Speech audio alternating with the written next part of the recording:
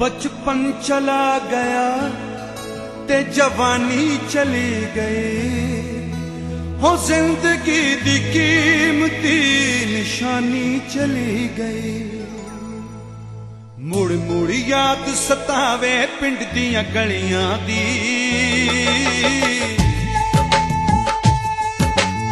मुड़ मुड़ याद सतावे पिंड दियां गलियां दी। होका देंदी फिरदी बीबी थलियां दी, सस्ती ले लो दर्जन केले फलियां दी, केले फलियां दी। गुड़ती कौन दुआवे गुड़ दियां डलियां दी, गुड़ती कौन दुआवे गुड़ दियां डलियां दी।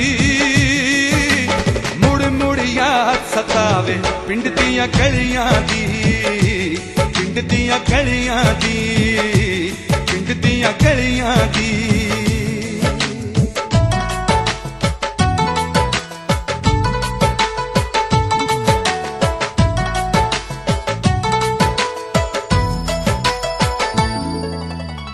मां दी हल्ला शेरी शेर बना देंदी,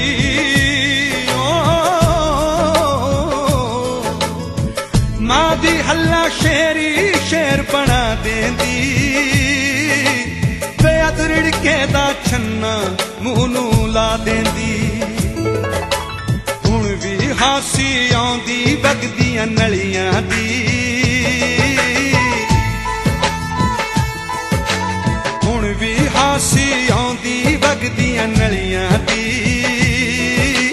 मुड़ मुड़ याद सतावे पिंड दियां गलियां दी, पिंड दियां गलियां दी, पिंड दियां गलियां दी।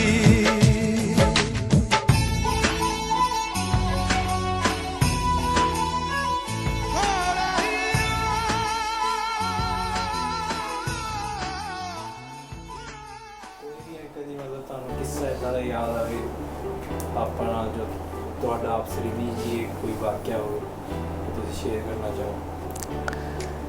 निजी वाक़े की तो जितों तक गल हैगी है कि बड़ी लंबी एसोसीएशन है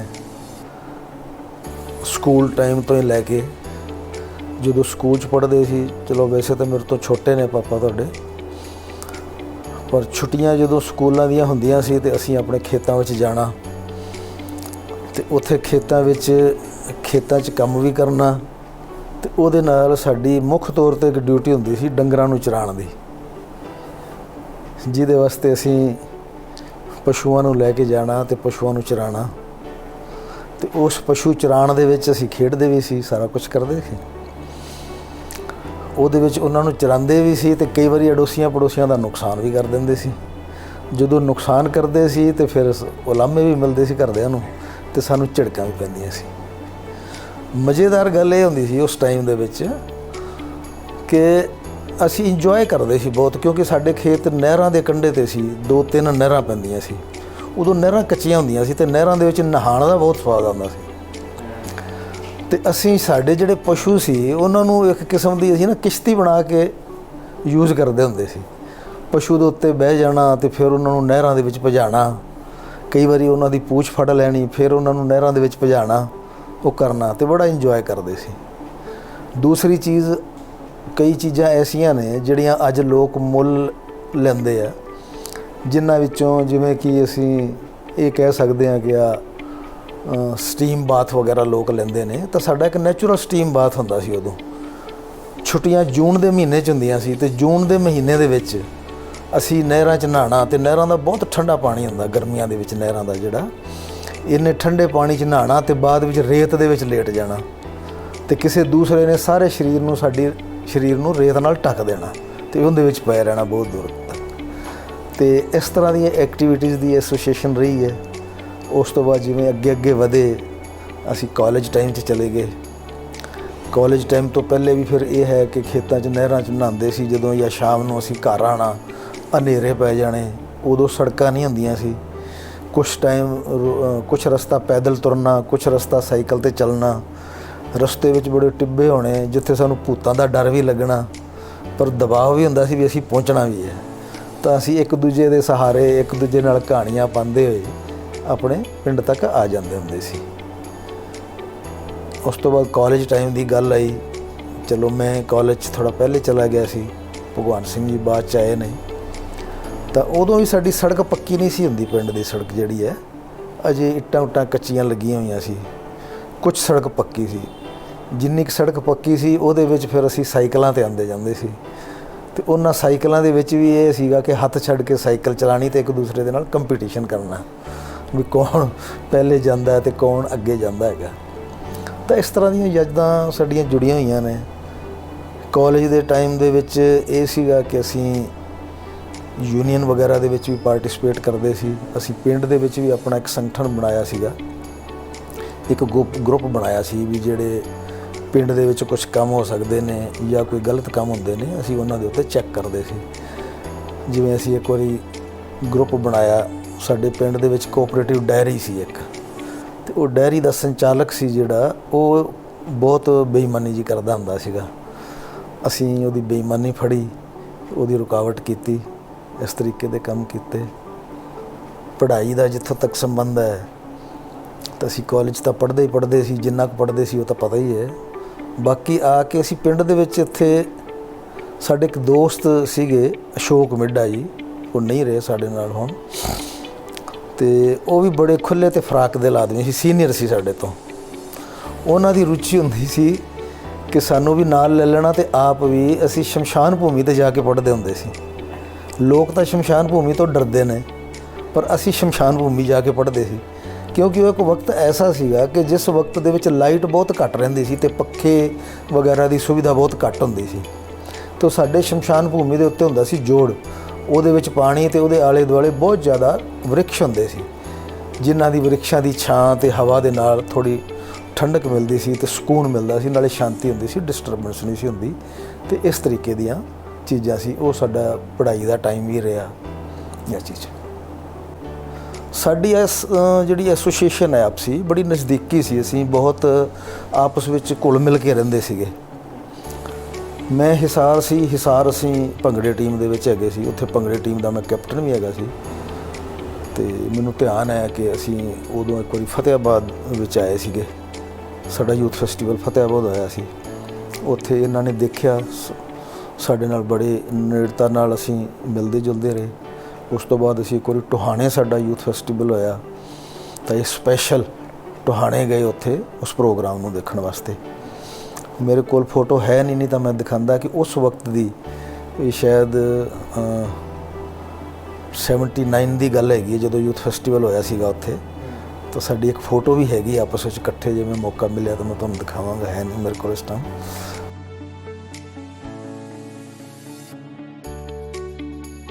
ਤਾਂ ਭਗਵਾਨ ਸਿੰਘ ਦੇ ਵਿੱਚ ਇਹ ਬਹੁਤ ਜ਼ਿਆਦਾ ਇੱਛਾ ਰਹੀ ਹੈ ਕਿ ਦੂਸਰਿਆਂ ਦੇ ਨੂੰ ਕੋਆਪਰੇਟ ਕਰਦੇ ਆ, ਜਿੱਥੇ ਵੀ ਕਿਸੇ ਦਾ ਕੋਈ ਫਾਇਦਾ ਹੋ ਸਕਦਾ ਹੈ ਉਹਦੇ ਵਾਸਤੇ ਉਹਨੂੰ ਗਾਈਡ ਕਰਨਾ, ਉਹਨੂੰ ਦੱਸਣਾ, ਉਹਦੇ ਤੱਕ ਇਨਫੋਰਮੇਸ਼ਨ ਦੇਣੀ। ਇਹ ਇਹਨਾਂ ਦਾ ਸੁਭਾਅ ਰਿਹਾ ਕਿ ਕਿਸੇ ਨੂੰ ਵੀ ਕੋਈ ਦਿੱਕਤ ਆਉਂਦੀ ਹੈ ਤਾਂ ਉਸ ਦਿੱਕਤ ਦੇ ਵਿੱਚ ਬੜੀ ਉਹਦੀ ਮਦਦ ਵੀ ਕਰਦੇ ਨੇ, ਲੋਕਾਂ ਨੂੰ ਜਾਗਰੂਕ ਵੀ ਕਰਦੇ ਆ।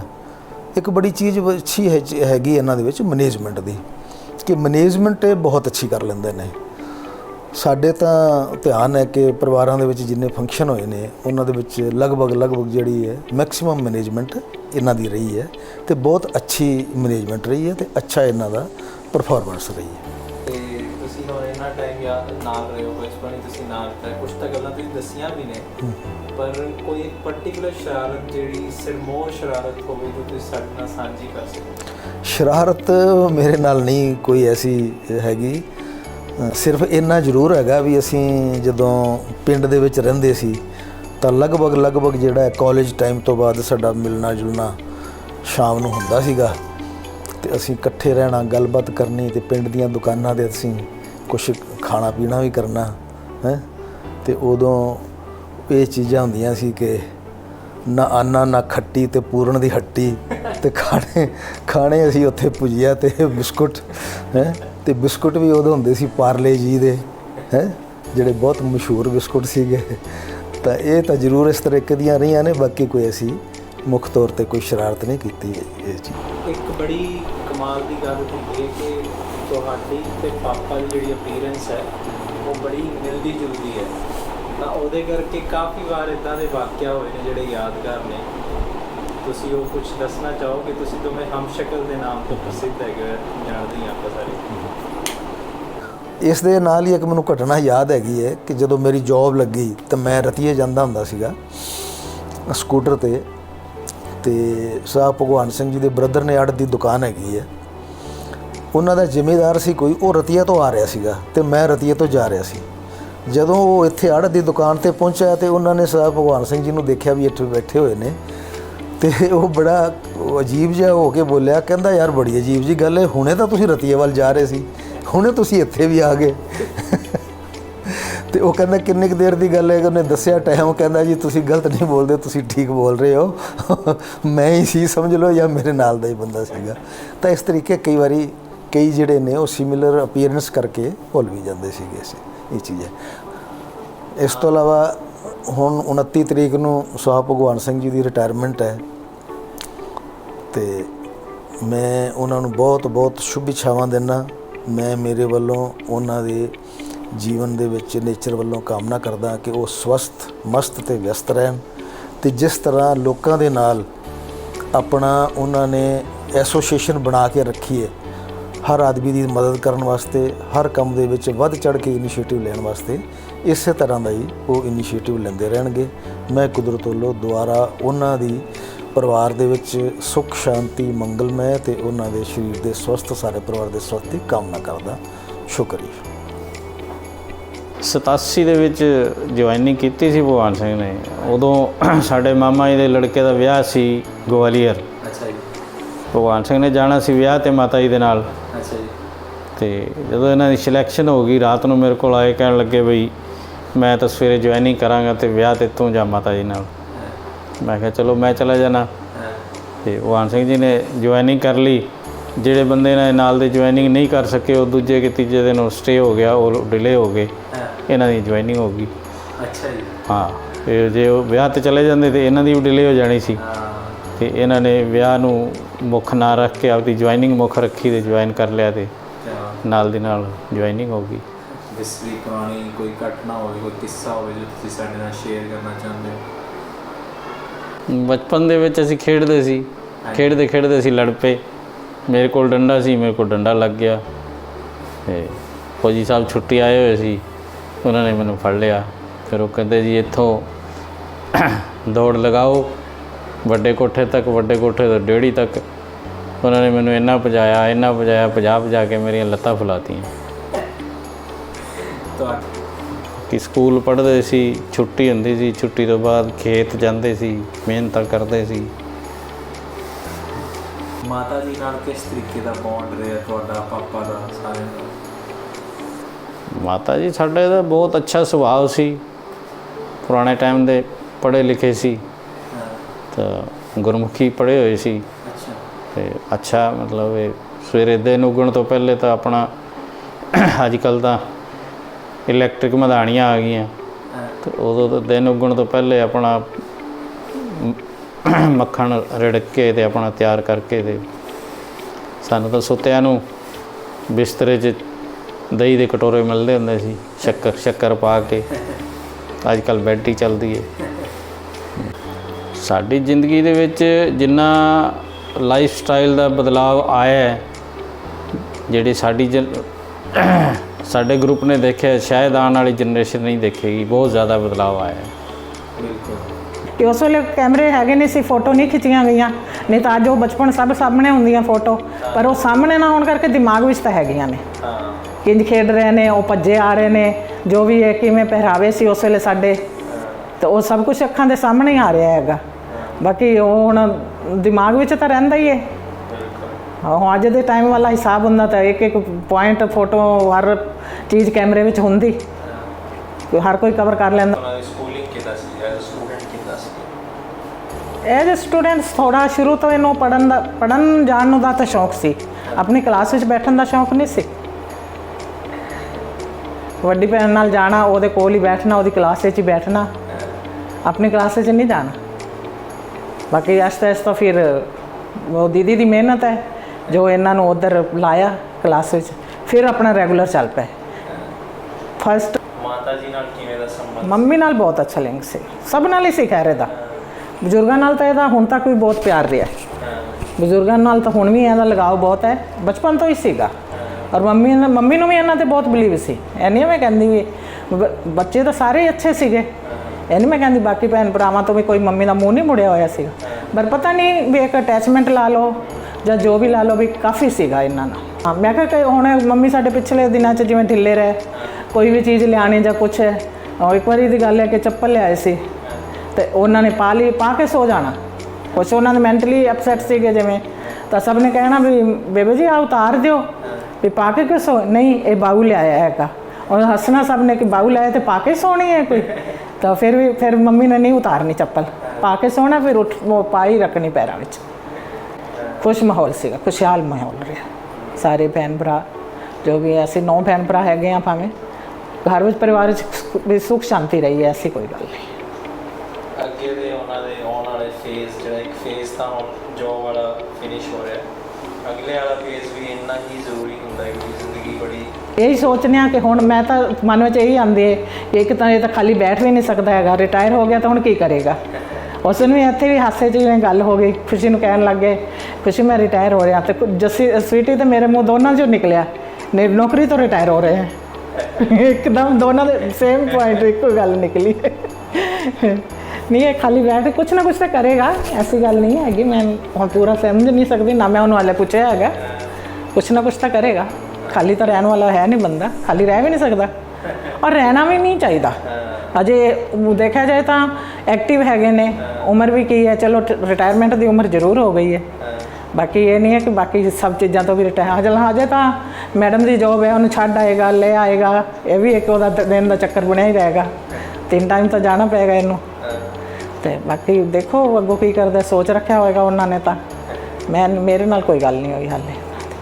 ਤੁਸੀਂ ਆਪਣੀ ਤਰਫੋਂ ਕੀ ਸ਼ੁਭੇच्छਾ ਦੇਣਾ ਚਾਹੋਗੇ? ਮੈਂ ਤਾਂ ਨੇਕ ਬੁੱਧੀ ਬਖਸ਼ੇ ਵਾਹਿਗੁਰੂ ਇਹਨਾਂ ਨੂੰ, ਜਿਵੇਂ ਪਿਛਲੀ ਜ਼ਿੰਦਗੀ ਖੁਸ਼ਹਾਲ ਬੀਤੀ ਹੈ, ਵਾਹਿਗੁਰੂ ਕਰੇ ਅੱਗੋਂ ਵੀ ਸਭ ਸਹਿਯੋਗ ਤਾਂ ਕਰੇਗਾ। ਇਹ ਤਾਂ ਇਹਦੇ ਵਿੱਚ ਹੈ ਸਹਿਯੋਗ ਕਰਨ ਦੀ, ਜਿਵੇਂ ਇੱਕ ਬੰਦੇ ਨੂੰ ਕੋਈ ਕੰਮ ਕਰਨ ਦੀ ਇੱਛਾ ਹਮੇਸ਼ਾ ਰਹਿੰਦੀ ਹੈ, ਤਾਂ ਇਸ ਮੁੰਡੇ ਵਿੱਚ ਮੈਂ ਜ਼ਰੂਰ ਦੇਖਿਆ ਹੈਗਾ ਸਭ ਦੀ ਕੋਈ ਨਾ ਕੋਈ ਹੈਲਪ ਕਰਨ ਵਿੱਚ ਇਹ ਅੱਗੇ ਹੀ ਰਹਿੰਦਾ ਹੈ। ਇਸ ਗੱਲ ਤੋਂ ਤਾਂ ਮੈਂ ਕਵਾਂਗੀ ਜ਼ਰੂਰ। ਤੇ ਮੈਨੂੰ ਲੱਗਦਾ ਹੈ ਕਿ ਹੁਣ ਜਿਵੇਂ ਇੱਕ ਪਾਸੇ ਨੌਕਰੀ ਤੋਂ ਫ੍ਰੀ ਹੋਏ ਨੇ, ਤਾਂ ਹੋ ਸਕਦਾ ਉਹ ਉਹਨਾਂ ਟਾਈਮ ਹੀ ਦੂਸਰੇ ਪਾਸੇ ਲਾਣ ਕੇ ਸਭ ਦੀ ਹੈਲਪ ਵਿੱਚ ਜ਼ਿਆਦਾ ਹੀ ਉਹ ਦੇ ਸਕਣ ਟਾਈਮ। ਐਜ਼ ਅ ਵੱਡੀ ਭੈਣ ਤੁਹਾਨੂੰ ਮਤਲਬ ਕਿਵੇਂ ਫੀਲ ਹੁੰਦਾ? ਨਹੀਂ ਮੈਂ ਇੱਕ ਵੱਡੀ ਭੈਣ ਤਾਂ ਜ਼ਰੂਰ ਹਾਂ, ਪਰ ਐਜ਼ ਏ ਮਦਰ ਵੀ ਹਾਂ ਉਹਨਾਂ ਦੀ। ਮੈਨੂੰ ਉਹਨਾਂ ਨੇ ਹਮੇਸ਼ਾ ਪਿਆਰ ਮਦਰ ਵਾਲਾ ਵੀ ਦਿੱਤਾ ਹੈ, ਮੈਂ ਐਵੇਂ ਝੂਠ ਨਹੀਂ ਮਾਰਦੀ। ਰਿਸਪੈਕਟ ਤੌਰ 'ਤੇ ਉਹਨਾਂ ਨੇ ਮੇਰੇ ਨਾਲ ਭੈਣ ਘੱਟ, ਉਲਟਾ ਐਜ਼ ਏ ਮਦਰ ਜ਼ਰੂਰ ਉਹਨਾਂ ਨੇ ਮੈਨੂੰ ਜਾਣਿਆ। ਔਰ ਮੈਂ ਉਹਨਾਂ ਨੂੰ ਇਹੀ ਆਸ਼ੀਰਵਾਦ ਦਿਆਂਗੀ ਕਿ ਜ਼ਿੰਦਗੀ 'ਚ ਹਮੇਸ਼ਾ ਕਾਮਯਾਬ ਰਹਿਣ, ਔਰ ਵਾਹਿਗੁਰੂ ਇਹਨਾਂ ਨੂੰ ਸੁਮਤ ਬਖਸ਼ੇ, ਔਰ ਇਹਨਾਂ ਬਰਕਤਾਂ ਰਹਿਣ ਇਹਨਾਂ ਦੀ ਕਮਾਈ 'ਚ। ਤਾਂ ਇੱਕ ਜਿਹੜਾ ਵੱਡਾ ਸਫ਼ਰ ਹੈ ਉਹ ਪੂਰਾ ਹੋਣ ਜਾ ਰਿਹਾ ਹੈਗਾ, ਤੇ ਹਿਸਟੋਰੀਕਲੀ ਸਾਨੂੰ ਪਤਾ ਹੈਗਾ ਕਿ ਤੁਹਾਡੀ ਜੋ ਪਾਪਾ ਤੋਂ ਪਹਿਲੇ ਲੱਗ ਗਈ ਸੀ, ਤੇ ਸਭ ਨੂੰ ਪਤਾ ਹੈ ਕਿ ਤੁਸੀਂ ਵੀ ਇੰਸ਼ੋਰੈਂਸ ਤੋਂ ਹੈਗੇ ਹੋ ਤੇ ਪਾਪਾ ਵੀ ਇੰਸ਼ੋਰੈਂਸ ਤੋਂ ਹੈਗੇ ਨੇ। ਤਾਂ ਇਹ ਕੀ ਫਿਰ ਲੋਕਾਂ ਨੇ ਟੈਗ ਨਹੀਂ ਲਗਾਇਆ ਲਵ ਸਟੋਰੀ ਦਾ ਜਾਂ ਲਵ ਮੈਰਿਜ ਦਾ? ਹਾਂ, ਇਹ ਕੁਐਸਚਨ ਬਹੁਤ ਵਾਰੀ ਅਰਾਈਜ਼ ਹੋਇਆ, ਲੇਕਿਨ ਫਿਰ ਸਾਨੂੰ ਕਲੈਰੀਫਿਕੇਸ਼ਨ ਦੇਣੀ ਪੈਂਦੀ ਸੀ ਕਿ ਨਹੀਂ ਐਸਾ ਕੁਝ ਨਹੀਂ ਹੈ, ਅਰੇਂਜ ਮੈਰਿਜ ਹੀ ਹੈ। ਬਟ ਫਿਰ ਵੀ ਡਾਊਟ ਕਰਦੇ ਸੀ ਕਿ ਸ਼ਾਇਦ ਤੁਹਾਡੀ ਲਵ ਮੈਰਿਜ ਹੈ। ਉਹ ਡਾਊਟ ਤਾਂ ਮੈਨੂੰ ਵੀ ਹੈਗਾ ਅੱਜ ਤੱਕ ਵੈਸੇ। ਚਲੋ ਬਣਿਆ ਹੀ ਰਹੇ ਤਾਂ ਅੱਛਾ ਹੀ ਗੱਲ ਹੈ, ਇਹਦੇ 'ਚ ਅੱਛਾ ਹੀ ਹੈ, ਗਲਤ ਤਾਂ ਕੁਝ ਵੀ ਨਹੀਂ ਹੈ। ਜਦੋਂ ਮਤਲਬ ਮੈਰਿਜ ਹੋਈ ਤੁਸੀਂ ਹਿਸਾਰ ਰਹਿੰਦੇ ਸੀਗੇ? ਹਾਂਜੀ। ਤੇ ਪਾਪਾ ਰਹਿੰਦੇ ਨੇ ਆਪਣਾ ਉਸ ਟਾਈਮ ਬਿਗੜ ਸੀਗੇ? ਹਾਂਜੀ ਹਾਂਜੀ ਹਾਂਜੀ ਹਾਂਜੀ। ਸ਼ਹਿਰ ਵਿੱਚ ਤੁਸੀਂ ਆਏ ਹੋ 93 ਦੇ ਵਿੱਚ? ਹਾਂਜੀ। ਤੇ ਮੈਰਿਜ ਹੋਈ ਹੈ ਆਪਣੀ ਤੁਹਾਡੀ 88 ਦੇ ਵਿੱਚ। ਹਾਂਜੀ। 5 ਸਾਲ ਤੁਸੀਂ ਮਤਲਬ ਇੱਕ ਸਿਟੀ ਤੋਂ ਪਿੰਡ ਦੇ ਵਿੱਚ ਗਏ। ਹਾਂਜੀ ਹਾਂਜੀ। ਚੇਂਜ ਤੁਹਾਨੂੰ ਕਿੱਦਾਂ ਪਾਪਾ ਨੇ ਉਸ ਵੇਲੇ ਕੀ ਉਹਨਾਂ ਦਾ ਰੋਲ ਸੀ? ਉਸ ਟਾਈਮ ਉਹਨਾਂ ਦਾ ਬਹੁਤ ਅੱਛਾ ਰੋਲ ਰਿਹਾ। ਉਹਨਾਂ ਨੇ ਬਹੁਤ ਮੈਨੂੰ ਮਤਲਬ ਮੋਰਲ ਅਪ ਰੱਖਿਆ। ਉਹਨਾਂ ਨੇ ਸਾਡੀ ਅੰਗੇਜਮੈਂਟ ਤੇ ਮੈਰਿਜ ਦੇ ਵਿੱਚ ਸਾਡੀ 15 ਮੀਟਿੰਗਸ ਹੋਈਆਂ ਸੀਗੀਆਂ। ਉਸ ਮੀਟਿੰਗਸ ਵਿੱਚ ਉਹਨਾਂ ਨੇ ਸਾਰੀ ਪਿਕਚਰ ਕਲੀਅਰ ਕਰ ਦਿੱਤੀ ਸੀ, ਕੀ ਨਕਸ਼ਾ ਹੈ ਘਰ ਦਾ, ਕੀ ਘਰ ਦੇ ਕਿੰਨੇ ਮੈਂਬਰ ਨੇ, ਕੀ ਉਹ ਹੈ। ਉਹਦੇ ਨਾਲ ਮੈਂ ਇੱਕ ਮੈਂਟਲੀ ਪ੍ਰੀਪੇਅਰ ਹੋ ਗਈ ਸੀਗੀ ਉੱਥੇ ਰਹਿਣ ਵਾਸਤੇ। ਇਸ ਵਾਸਤੇ ਮੈਨੂੰ ਇਸ ਤਰ੍ਹਾਂ ਦੀ ਕੋਈ ਵੀ ਦਿੱਕਤ ਨਹੀਂ ਆਈ, ਨਾ ਹੀ ਆਉਣ ਦਿੱਤੀ ਹੈ ਤੇਰੇ ਪਾਪਾ ਨੇ। ਤੇ ਅੱਜ ਜਦ ਤੁਸੀਂ ਪਿੱਛੇ ਮੁੜ ਕੇ ਵੇਖ ਰਹੇ ਹੋ ਤਾਂ ਇੱਕ ਤੁਹਾਨੂੰ ਐਜ਼ ਅ ਪਰਸਨ ਦਿਖ ਰਿਹਾ ਹੈ ਜੋ ਮਤਲਬ ਤੁਹਾਡੇ ਨਾਲ ਸਾਰੀ ਜ਼ਿੰਦਗੀ ਰਹੇ ਨੇ। ਹਾਂਜੀ, ਤਾਂ ਤੁਹਾਡੇ ਕੀ ਥਾਟਸ ਆ ਰਹੇ ਨੇ? मेरे थॉट्स मतलब बहुत अच्छा सफ़र रहा as a husband as a एक तरह ਦੇ ਅਸੀਂ ਆਫੀਸ਼ੀਅਲੀ ਸਾਡਾ ਜਿਵੇਂ ਡਿਪਾਰਟਮੈਂਟ ਸੇਮ ਸੀ, ਕਾਫੀ ਚੀਜ਼ਾਂ ਡਿਸਕਸ ਹੋ ਜਾਂਦੀਆਂ ਸੀ, ਤਾਂ ਵੀ ਇਸ ਵਾਸਤੇ ਆਫਿਸ ਵੀ ਮੈਨੂੰ ਇਸ ਤਰ੍ਹਾਂ ਦੀ ਕੋਈ ਪ੍ਰੋਬਲਮ ਨਹੀਂ ਆਈ।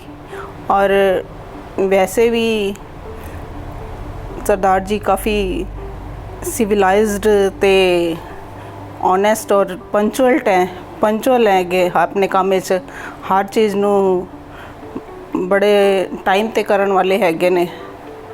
इस वास्ते ऐंदा दी कोई दिक्कत नहीं है, बड़ा अच्छा सफ़र गया, पता ही नहीं लगे ना टाइम कदों बीत गया।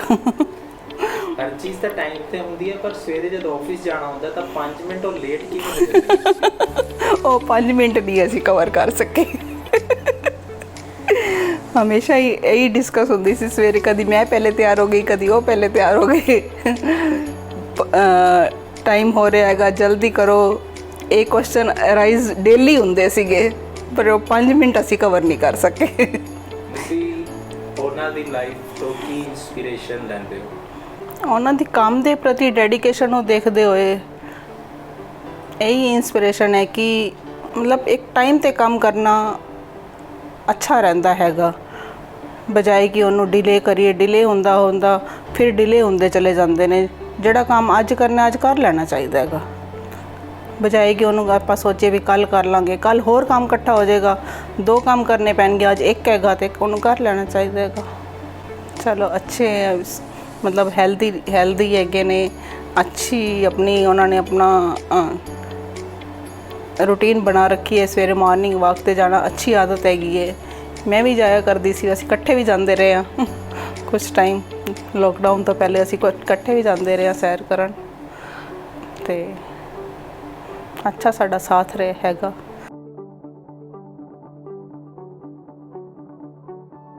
ਇਹਨੇ ਆਉਣਾ, ਮੈਂ ਇਹਨਾਂ ਨੂੰ ਕਹਿਣਾ ਦੋਨਾਂ ਭਰਾਵਾਂ ਨੂੰ, ਤੁਸੀਂ ਚੱਲੋ ਮੈਂ ਤੁਹਾਨੂੰ ਖੀਰ ਖਵਾਵਾਂਗਾ, ਹਲਵਾ ਖਵਾਵਾਂਗਾ, ਖੇਤ ਦੇ ਵਿੱਚ ਰਾਤ ਰੱਖਣਾ, ਅਸੀਂ ਗੋਭੀ ਲਾਣੀ। ਸਭ ਤੋਂ ਜ਼ਿਆਦਾ ਸਪੀਡ ਇਹਦੀ ਸੀਗੀ ਪੌਦੇ ਲਾਉਣ ਦੀ, ਬੜੀ ਮਿਹਨਤ ਕਰਦਾ ਸੀ। ਅੱਜ ਵੀ ਮਤਲਬ ਇਹਦੀ ਚਾਲ ਚੱਲਣ ਜਿਹੜਾ ਨਾ ਉਹਦੇ ਕੋਈ ਡਿਫਰੈਂਸ ਨਹੀਂ ਆਇਆ, ਉਹੀ ਹੈ ਸਪੀਡ, ਉਹੀ ਮਤਲਬ ਚਾਲ ਚੱਲ ਰਿਹਾ ਹੈ। ਬਚਪਨ ਤੋਂ ਲੈ ਕੇ 5 ਸਾਲ ਦੀ ਉਮਰ ਤੋਂ ਲੈ ਕੇ ਤੇ ਹੁਣ ਤੱਕ ਇਹਦੇ ਵਿੱਚ ਕੋਈ ਡਿਫਰੈਂਸ ਮੈਂ ਨਹੀਂ ਵੇਖਿਆ ਅਜੇ ਤੱਕ। ਜੋ ਕਹਿਤਾ ਉਹ ਮਤਲਬ ਹੋ ਗਿਆ, ਇਤਨਾ ਮਤਲਬ ਹੈ ਕਿ ਫੇਥਫੁਲ ਸੀ। ਐਜ਼ ਅ ਜਦੋਂ ਖੇਤੀ ਕਰਦੇ ਸੀਗੇ, ਕਿੰਨਾ ਟਾਈਮ ਤੱਕ ਉਹਨਾਂ ਨੇ ਪੂਰੀ ਖੇਤੀ ਕੀਤੀ ਹੈ? ਦੇਖੋ ਇਹ ਮਤਲਬ ਜਿੰਨੇ ਤੱਕ ਫਤਿਆਬਾਦ ਪੜ੍ਹਦੇ ਰਹੇ ਨੇ, ਛੁੱਟੀ ਵਾਲੇ ਦਿਨ ਤਾਂ ਖੇਤ ਆਉਣਾ ਹੀ ਆਉਣਾ, ਔਰ ਪੂਰੀ ਮਿਹਨਤ ਕਰਨੀ। ਇਹਨਾਂ ਦੇ ਕੋਈ ਬੂ ਨਹੀਂ ਸੀ ਵੀ ਮੈਂ BCom ਕਰ ਗਿਆ, ਮੈਂ ਮਤਲਬ ਹੈ ਕਿ ਹੁਣ ਅਫਸਰ ਬਣ ਗਿਆ, ਨੌਕਰੀ ਲੱਗ ਗਿਆ। ਅੱਜ ਵੀ ਮਤਲਬ ਜਦੋਂ ਆਉਂਦੇ ਨੇ, ਚਾਹੇ ਜ਼ਮੀਨ ਹਿੱਸੇ ਵੀ ਦੇ ਰੱਖੀ ਹੈ, ਤਾਂ ਵੀ ਆਪ ਕੰਮ ਕਰਨ ਨੂੰ ਸ਼ਰਮਾਉਂਦੇ ਨਹੀਂ ਹੈਗੇ। ਸਭ ਤੋਂ ਜ਼ਿਆਦਾ ਫੇਥਫੁਲ ਉਹਨਾਂ ਦੇ ਇਹ ਸੀਗੇ। ਅੱਛਾ, ਦਾਦੀ ਜੀ ਦੇ, ਕਿਉਂਕਿ ਇਹਦੇ ਕੋਲੋਂ ਅੱਜ ਵੀ ਬਰਦਾਸ਼ਤ ਨਹੀਂ ਹੁੰਦਾ ਕਿਸੇ ਦਾ ਦੁੱਖ, ਚਾਹੇ ਸੜਕ 'ਤੇ ਹੀ ਕੋਈ ਪਿਆ ਹੋਵੇ। ਅਤੇ ਦਾਦੀ ਤੁਹਾਡੀ ਜਿਹੜੀ ਸੀਗੀ ਉਹ ਮਤਲਬ ਹੈ ਕਿ ਸਾਡੇ ਮਾਮੇ ਸੀਗੇ 6 ਅਤੇ ਇੱਕ ਕਰਕੇ ਸਾਰੇ ਸਵਰਗ ਸਿਧਾਰ ਗਏ। ਅਤੇ ਉਹ ਦਿਲ ਤੋੜ ਕੇ ਮਾੜਾ ਜਿਹਾ ਵੀ ਦੁੱਖ ਹੁੰਦਾ ਸੀ ਅਤੇ ਉਹ ਬਸ ਰੋਣਾ ਸ਼ੁਰੂ ਕਰ ਦਿੰਦੇ ਸੀ। ਅਤੇ ਇਹ ਮਤਲਬ ਹੈ ਕਿ ਉਹਨਾਂ ਨੂੰ ਹਸਾਉਣ ਅਤੇ ਉਹਨਾਂ ਨੂੰ ਵਰਲਾਉਣ ਅਤੇ ਉਹਨਾਂ ਦੇ ਨਾਲ ਕੰਮ ਕਰਾ ਕੇ ਅਤੇ ਬੜਾ ਮਤਲਬ ਉਹਨਾਂ ਨੂੰ ਖੁਸ਼ ਰੱਖਣ ਦੀ ਬੜੀ ਕੋਸ਼ਿਸ਼ ਕਰਦਾ ਸੀ।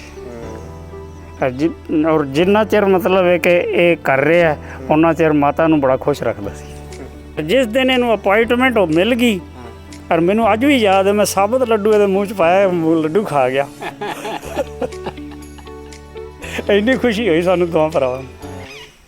ਔਰ ਇੱਕ ਦੁੱਖ ਦੀ ਗੱਲ ਇਹ ਸੀ ਵੀ ਜਿੱਦਣ ਸਾਡਾ ਡੈਡੀ ਗੁਜ਼ਰਿਆ ਨਾ, ਡੈਡ ਬੋਡੀ ਆਈ ਵਿਗੜ, ਅਸੀਂ ਦੋਨੋਂ ਇੱਕ ਦੂਜੇ ਨੂੰ ਮਤਲਬ ਦੇਖ ਕੇ ਇੰਨਾ ਰੋਏ, ਦੋਨੋਂ ਮਿਲ ਕੇ ਜਿਵੇਂ ਕੁੜੀਆਂ ਰੋਂਦੀਆਂ।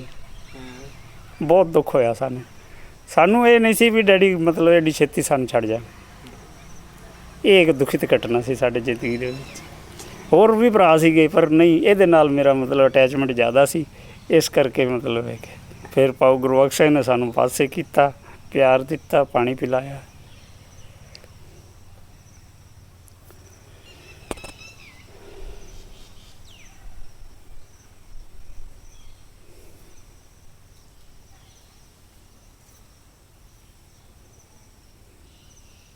ਅਸੀਂ ਉਹਨਾਂ ਨੂੰ ਲਾਮਾ ਨਹੀਂ ਦੇ ਸਕਦੇ ਵੀ ਮਾਂ ਪਿਓ ਨੇ ਸਾਨੂੰ ਕੁਝ ਨਹੀਂ ਦਿੱਤਾ, ਕਿਉਂ ਕਿ ਉਹ ਮਤਲਬ ਹੈ ਕਿ ਸਾਡੇ ਤੋਂ ਜ਼ਿਆਦਾ ਕਰਜ਼ਾਈ ਸੀ। ਅਸੀਂ ਤਾਂ ਕਰਜ਼ਾਈ ਨਹੀਂ ਸੀ, ਸਾਡੇ ਕੋਲ ਤਾਂ ਜਵਾਨੀ ਸੀਗੀ, ਉਹਨਾਂ ਦੇ ਕੋਲ ਬੁਢਾਪਾ ਸੀ, ਉਹ ਕਰਜ਼ਾਈ ਸੀ। ਉਹਨਾਂ ਨੂੰ ਸਾਡਾ ਸਹਿਯੋਗ ਚਾਹੀਦਾ ਸੀ। ਵਕਤ ਬੀਤ ਗਿਆ ਇੰਨਾ ਸਾਰਾ, ਪਤਾ ਨਹੀਂ ਲੱਗਦਾ। ਕੱਲ ਦੀ ਗੱਲ ਲੱਗ ਰਹੀ ਹੈ ਮੈਨੂੰ ਤਾਂ ਹਾਂ, ਗੱਲਾਂ ਸੁਣ ਕੇ। ਮੈਨੂੰ ਤਾਂ ਐਂ ਲੱਗਦਾ ਪਿਆ ਵੀ ਅੱਜ ਭਗਵਾਨ ਸਿੰਘ ਦੀ ਅਪਾਇੰਟਮੈਂਟ ਹੋਈ ਹੈ। ਰਿਟਾਇਰਮੈਂਟ ਦਾ ਤਾਂ ਮੈਨੂੰ ਮਤਲਬ ਸੁਪਨਾ ਹੀ ਨਹੀਂ ਹੈ। ਤੁਹਾਡੇ ਮੇਰੇ ਖਿਆਲ ਨਾਲ ਤੁਸੀਂ ਉਸੇ ਦਿਨ ਉਸੇ ਲੱਡੂ ਕੋਲ ਪਹੁੰਚ ਗਏ ਹੋ ਸ਼ਾਇਦ, ਹਾਂ ਹੈ ਨਾ? ਹਾਂ।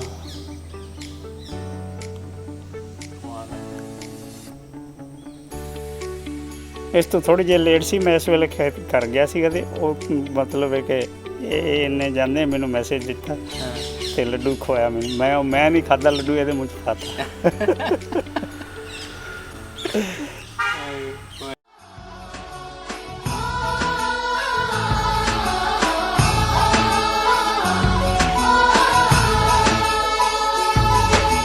ਮੱਝਾਂ ਦੀਆਂ ਪੂਛਾਂ ਫੜ ਕੇ ਤਾਰੀ ਲਾਉਣ ਦੀਆਂ, ਮੱਝਾਂ ਦੀਆਂ ਪੂਛਾਂ ਫੜ ਕੇ ਤਾਰੀ ਲਾਉਣ ਦੀਆਂ, ਕੌਣ ਭੁਲਾਊ ਗੱਲਾਂ ਯਾਰੀ ਲਾਉਣ ਦੀਆਂ। ਕਦਰ ਉੱਤੇ ਆ ਕੇ ਤੁਰ ਗਈ ਕੱਚੀਆਂ ਕਲੀਆਂ ਦੀ, ਕਦਰ ਉੱਤੇ ਆ ਕੇ ਤੁਰ ਗਈ ਕੱਚੀਆਂ ਕਲੀਆਂ ਦੀ। ਮੁੜ ਮੁੜ ਯਾਦ ਸਤਾਵੇ ਪਿੰਡ ਦੀਆਂ ਗਲੀਆਂ ਦੀ, ਪਿੰਡ ਦੀਆਂ ਗਲੀਆਂ ਦੀ, ਪਿੰਡ ਦੀਆਂ ਗਲੀਆਂ ਦੀ।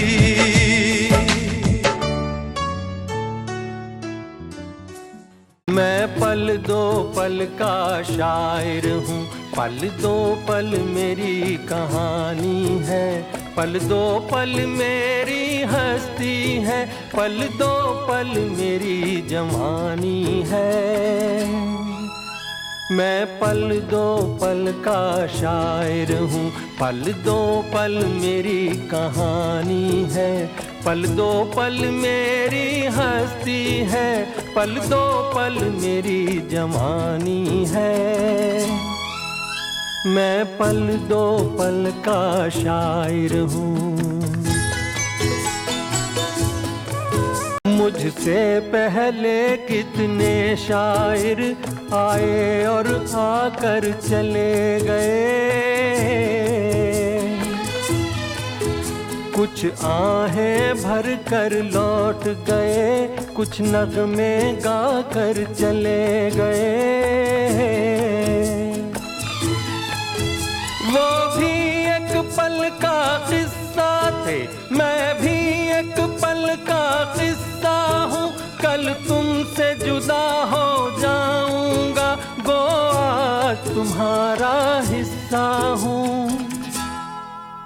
मैं पल दो पल का शायर हूँ, पल दो पल मेरी कहानी है, पल दो पल मेरी हस्ती है, पल दो पल मेरी जवानी है। मैं पल दो पल का शायर हूँ।